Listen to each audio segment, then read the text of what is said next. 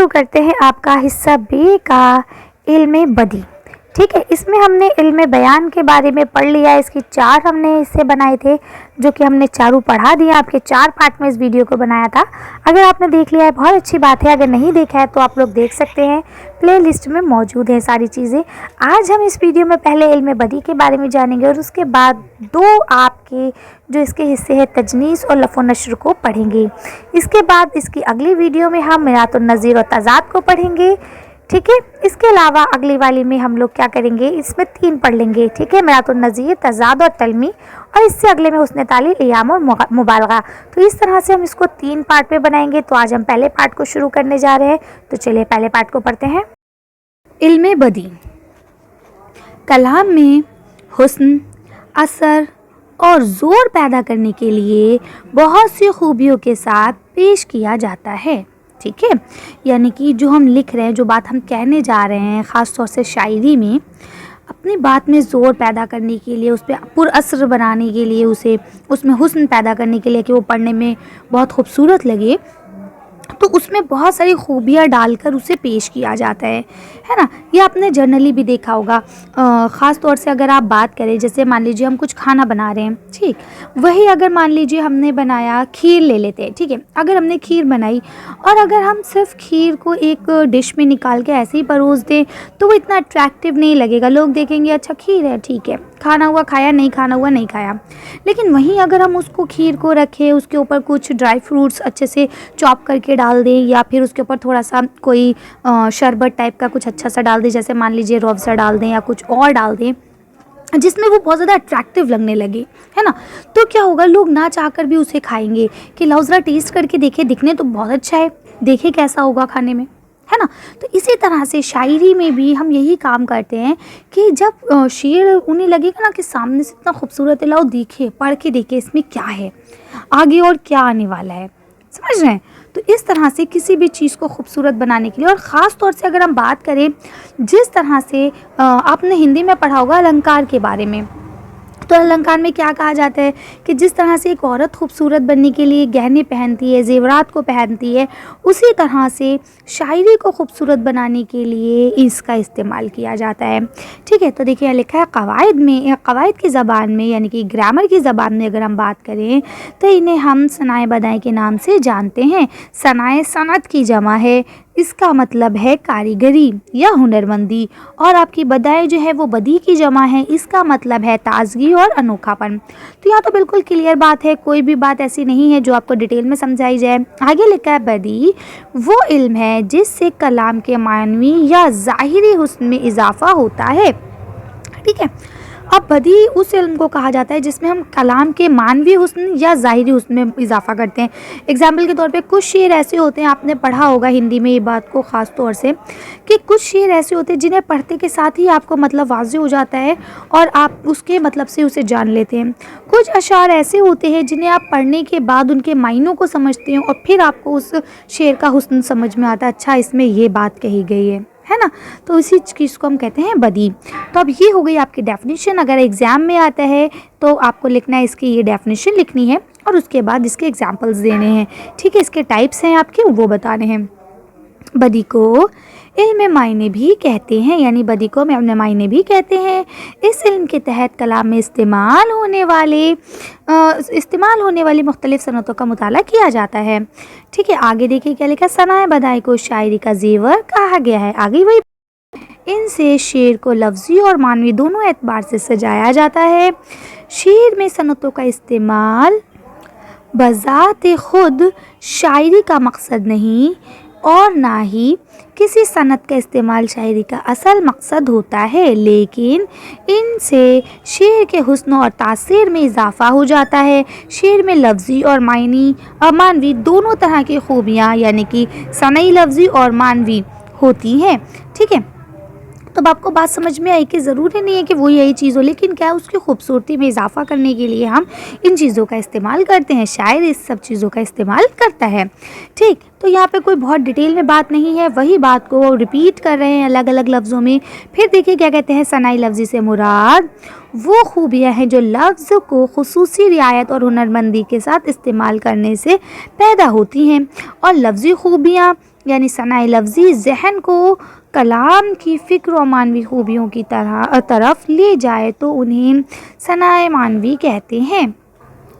तो कहते हैं सनाई लफ्ज़ी से मुराद वो खूबियाँ हैं, यानी वो खूबियाँ जो अल्फाज को अच्छे से सलीक़े से उनका इस्तेमाल करके कि कहाँ पे कौन सा लफ्ज़ इस्तेमाल करने से खूबसूरती आएगी, उसको कहा जाता है। ठीक है। और उसके बाद यहाँ कहते हैं जो लफ्ज़ी खूबियाँ उनको जहन में रखते हुए फिर जो इस्तेमाल किया जाता है लफ्ज़ अल्फाजों को, ठीक है, उससे जो हमें माने निकलते हैं उनको हम सनाए मानवी कहते हैं। ठीक है।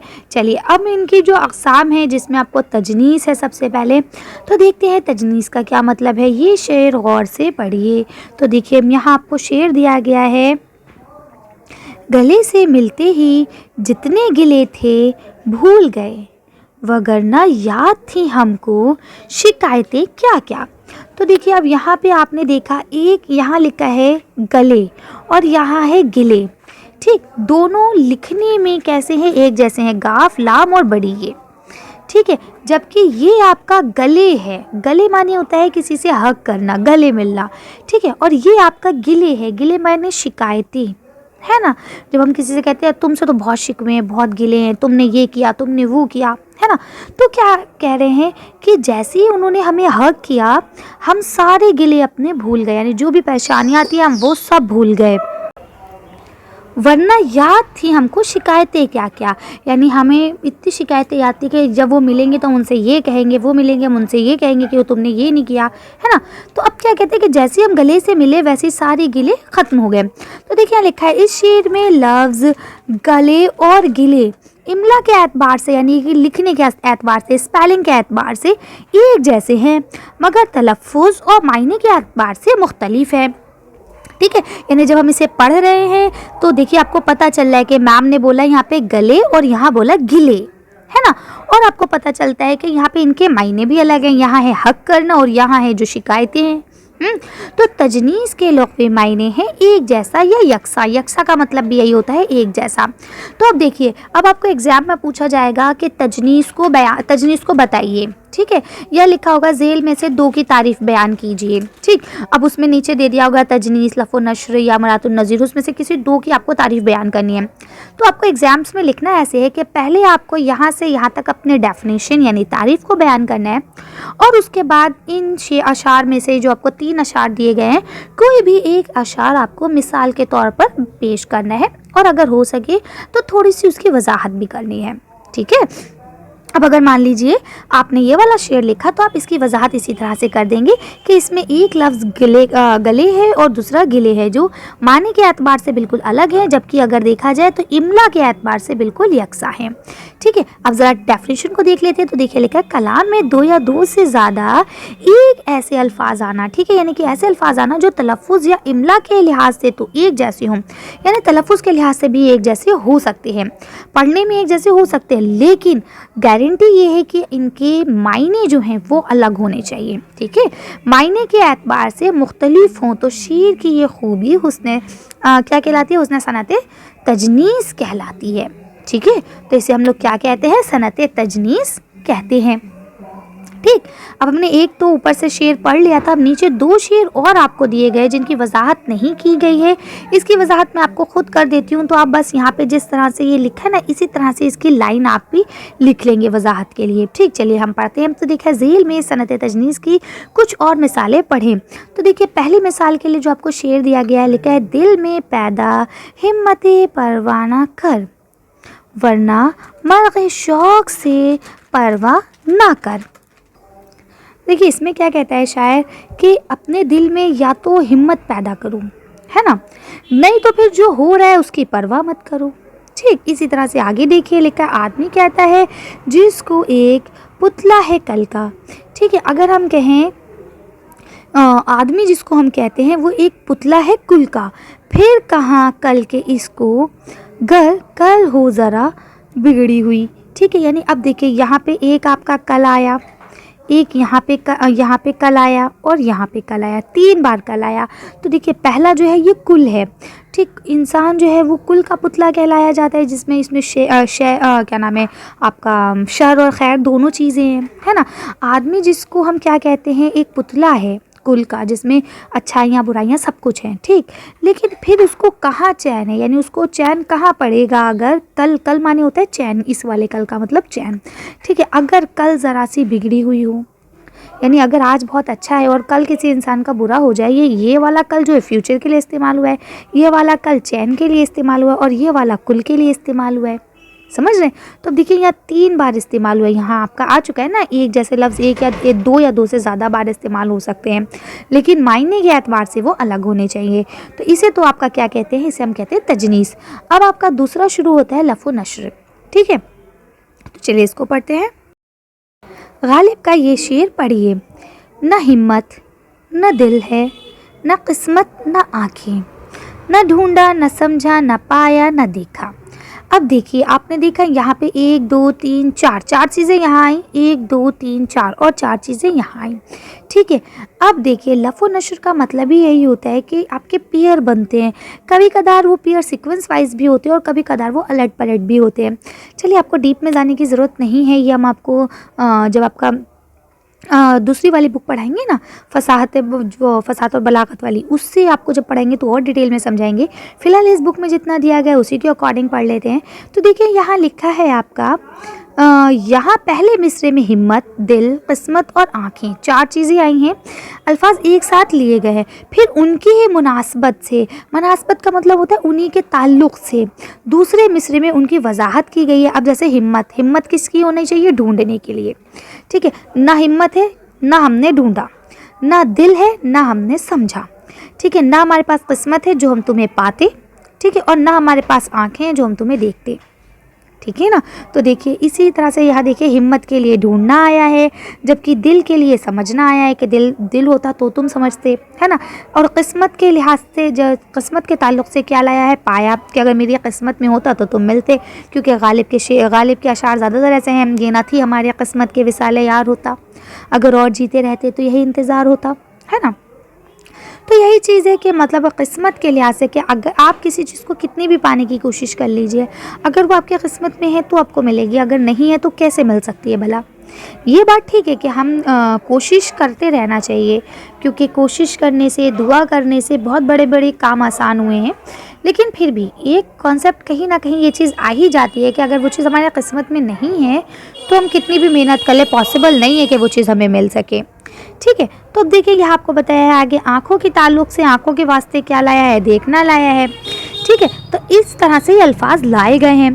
तो अब क्या है, इससे शेर में क्या होता है, मानवीय खूबी पैदा होती है। सामने से तो आपको नहीं समझ में आ रहा, आपको लग रहा है कि यहाँ पे कुछ चीज़ें दे दी गई हैं, उनको हमने पढ़ लिया, हिम्मत, दिल, किस्मत, न देखा, है ना। और यहाँ आपने लिख लिया ढूंढना, समझना, पाना, देखना, कोई क्लियर नहीं हुआ।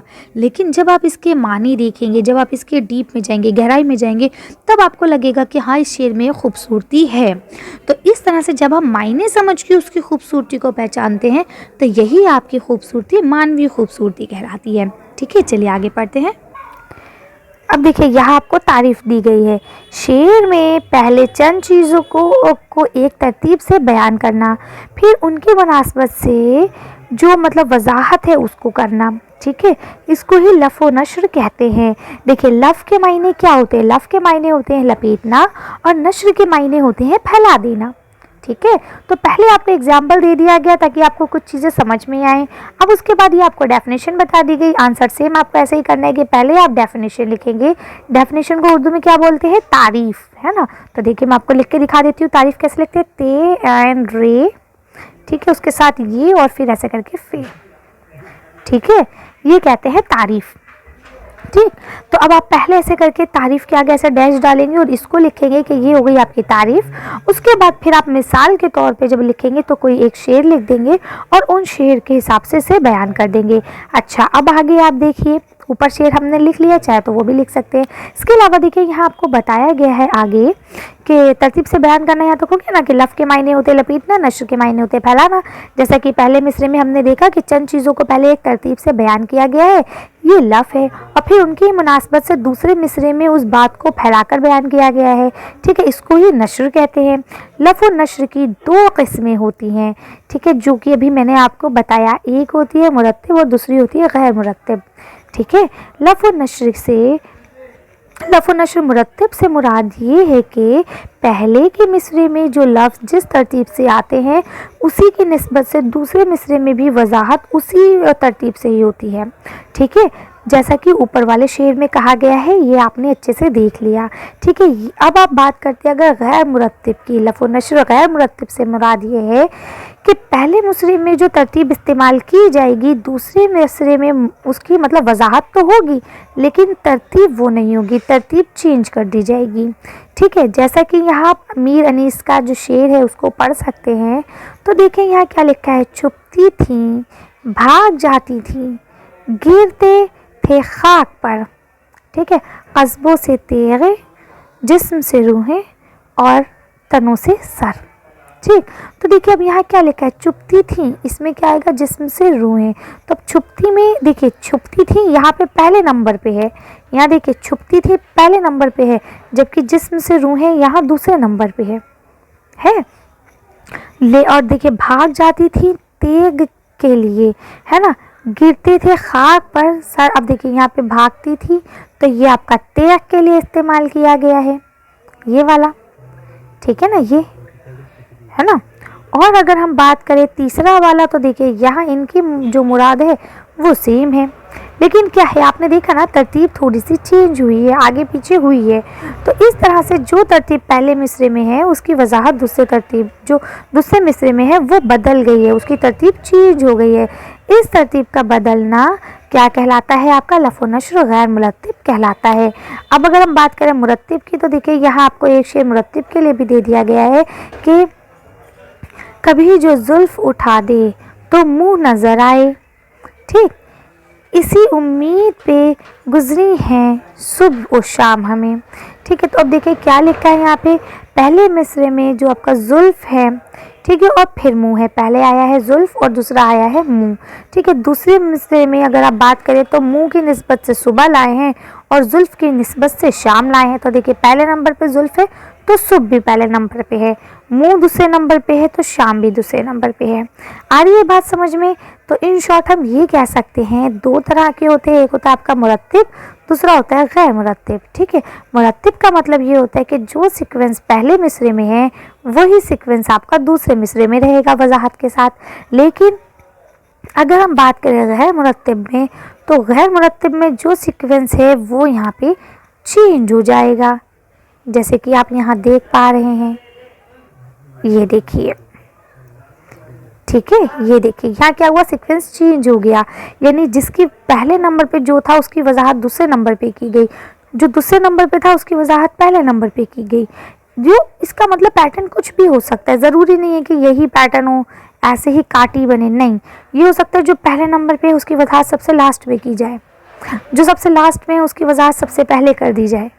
ठीक है, तो ये होता है आपका गैर मुरत्तिब। उम्मीद करती हूँ यहाँ तक अच्छे से समझ में आ गया होगा। तो आपके 2 अक़साम हो गए हैं। आज की वीडियो को अब हम यही खत्म करते हैं। आज की वीडियो में बस इतना ही। अगर आपको हमारी वीडियो पसंद आई हो तो प्लीज़ इसे लाइक और शेयर करें। अगर अभी तक आपने हमारे चैनल को सब्सक्राइब नहीं किया तो प्लीज़ हमारे चैनल को सब्सक्राइब करें। Thank you for watching.